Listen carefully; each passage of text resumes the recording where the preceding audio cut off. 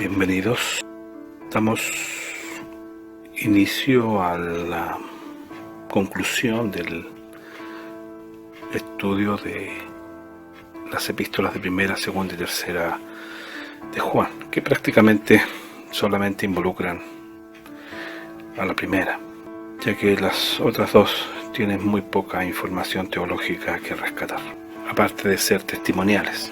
Dentro de lo que es rescatable en esta segunda parte del tema está la separación evidente que fue hecha incluso largamente por Jesucristo en presencia del apóstol en la época de su ministerio, cuando aseveró muy acertadamente que existe una división en la humanidad y que esa división pasa por personas que están en un mundo ajeno, están en un mundo adversario, están en un mundo extraño, como peregrinos y extranjeros viviendo en este lugar. Y fue la larga, y creo que ha sido una de las más largas exhortaciones de parte de Cristo respecto al tema de la separación entre los elegidos de Dios y las personas que están en este mundo. Y él vuelve a retomar el punto diciendo que no debemos amar al mundo ni las cosas que están en este mundo, porque si alguno ama al mundo, el amor del Padre no está en él, porque todo lo que hay en el mundo, y eso sí que es evidente hoy día, los deseos de la carne, los deseos de los ojos y la vanagloria de la vida no proviene del Padre sino del mundo. Y el mundo pasa y va a pasar, sus deseos, pero el que hace la voluntad de Dios permanece para siempre. Es evidente que el mundo es manejado por diversos y eso ha sido explotado por los que dominan este mundo en forma espiritual, que son los demonios, explotado el campo de los deseos de la carne.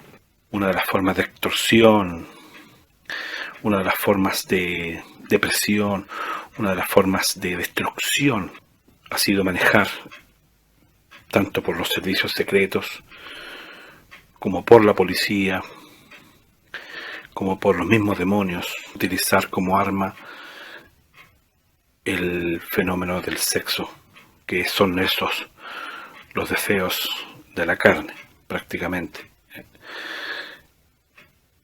Se extorsiona, se presiona los grandes escándalos sexuales y otros que tienen que ser siervos, esclavos del sistema para que no salgan a relucir sus secretos. Los deseos de los ojos son también evidentes. En el deseo de los ojos está también la lascivia de desear la mujer del prójimo, de desear otras personas, de desear sexualmente a alguien. Y aquí está toda la variedad que se ha manifestado en este último tiempo. También está en el deseo de los ojos las cosas materiales como la tecnología, los vehículos, las casas, las comodidades de la época moderna, los deseos de los ojos. Y finalmente la vanagloria de la vida, que es siempre querer más y más y más. Todas estas cosas están hoy en día en este mundo muy manifiestas.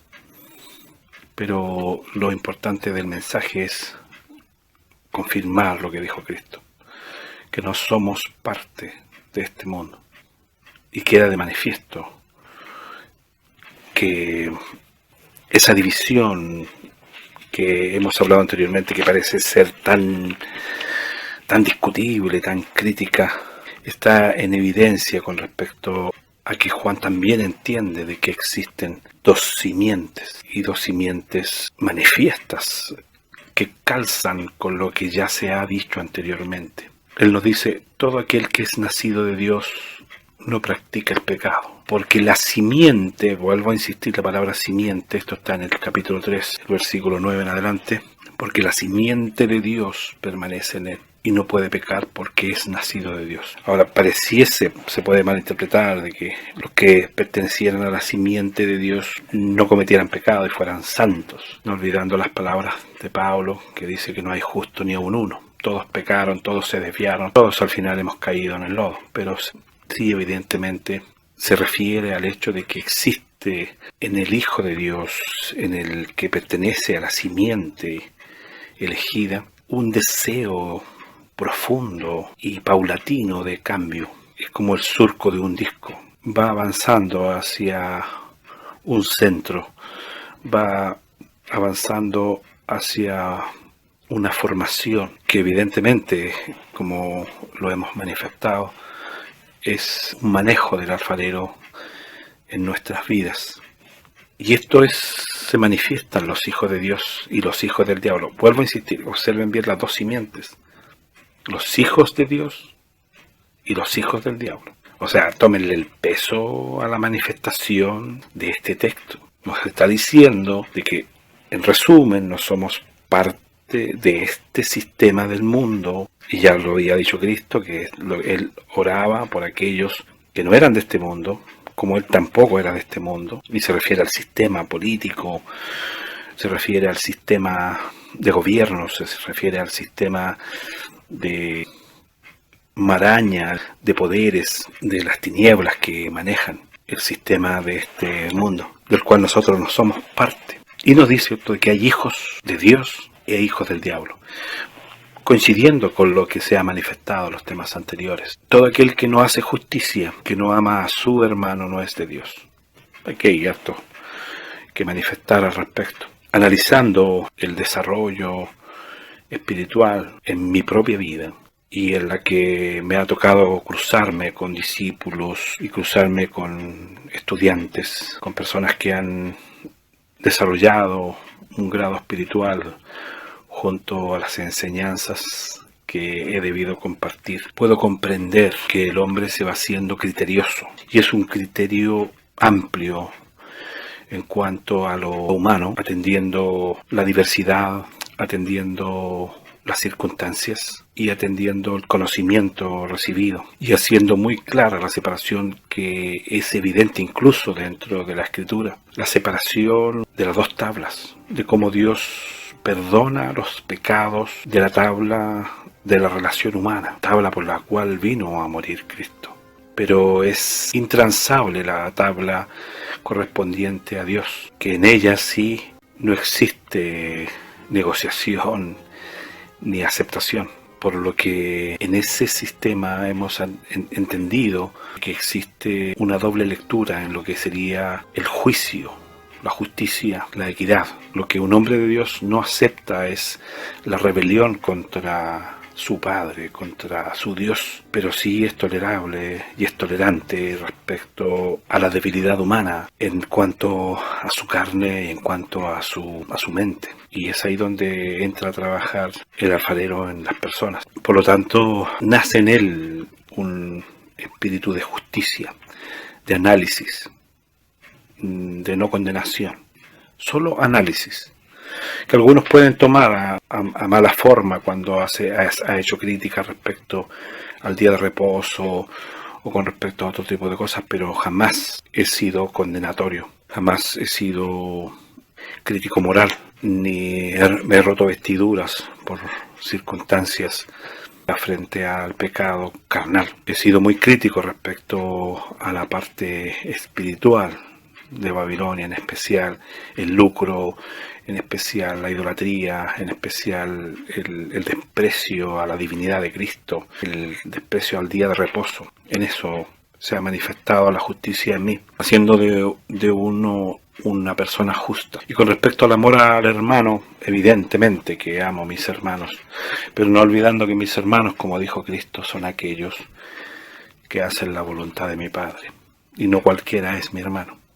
Y aquí vuelve a resaltar la división de las simientes, no como Caín, que era maligno y mató a su hermano. ¿Y por qué causa le mató? Porque sus obras eran malas y las de su hermano eran justas. Es importante entender que detrás de estas expresiones está como consabido como naturalmente expresado de que estamos frente a dos corrientes totalmente opuestas, a dos corrientes totalmente distintas en su origen como en su transitar. Y me parece que esa es una de las razones por las cuales en la vida, en ocasiones por un fenómeno, se provocan esos desencuentros de personas que nos odian sin haber un motivo de peso, sino que de presencia y a nivel espiritual, que llamaríamos enemigos naturales.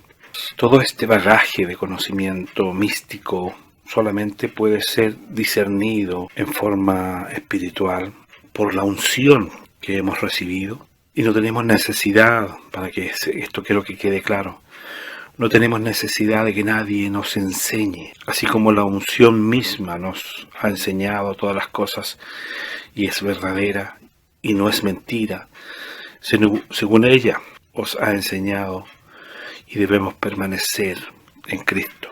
A lo que me refiero es que Cristo también hacía esa separación entre las dos simientes en cuanto a la percepción del conocimiento. Cuando él agregaba y decía: mis palabras no tienen cabida en vosotros. Solamente van a encontrar sentido a mis palabras, al contenido de compartir esto, aquellos que estén destinados para entenderlo. Para muchos será una locura, para muchos será un disparate, pero también habrán hermanos a los cuales les hará sentido. Porque es bueno que probemos los espíritus, porque no debemos creer a todo espíritu que anda en este mundo. Ya hemos analizado las grandes religiones, porque han salido muchos falsos profetas por el mundo. Y dentro de ese conocimiento, como ya lo vimos, está el reconocer que Jesucristo ha venido en carne. Y decir que ha venido en carne, va a decir, bueno, todos reconocen de que Cristo fue carne, lógico, pero de que el hecho de decir que ha venido es porque era preexistente.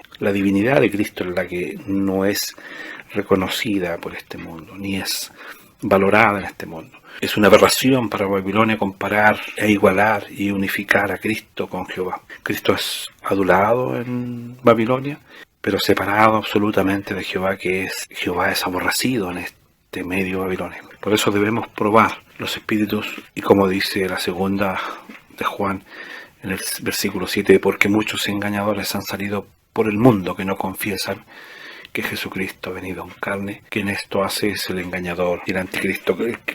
Quiero que entiendan que ahí está la clave del asunto.